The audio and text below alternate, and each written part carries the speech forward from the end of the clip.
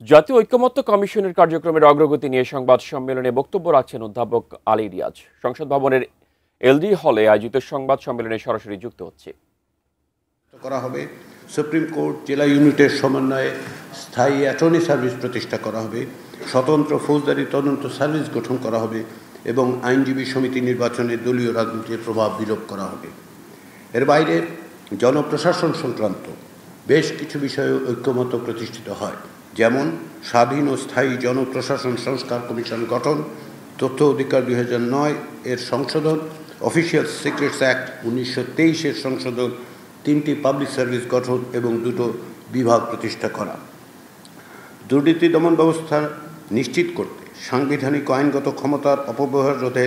সংবিধান সংশোধন বিষয়ে ঐকমত্য হয়। বৈধ উৎসহীন আয়কে বৈধতা দানে চর্চা বন্ধ করা, নির্বাচনী অর্থায়নের স্বচ্ছতা ও শুদ্ধাচার নিশ্চিত করা, দুর্নীতি দমন কমিশন আইন 2004-এর 32 ক ধারা বিলুপ্ত করা,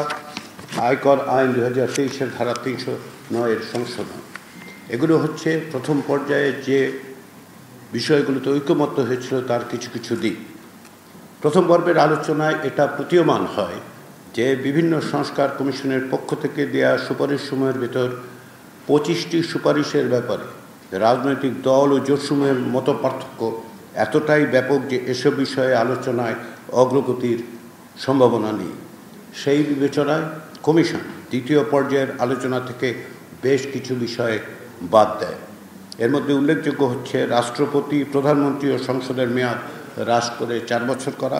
টাইলক্স টয়লেট ক্লিনার, যার অ্যান্টিব্যাকটেরিয়াল এজেন্ট টয়লেটের কোনায় কোনায় পৌঁছে 99% জীবাণু ধ্বংস করে। বাংলাদেশকে 4টি প্রদেশে বিভক্ত করা,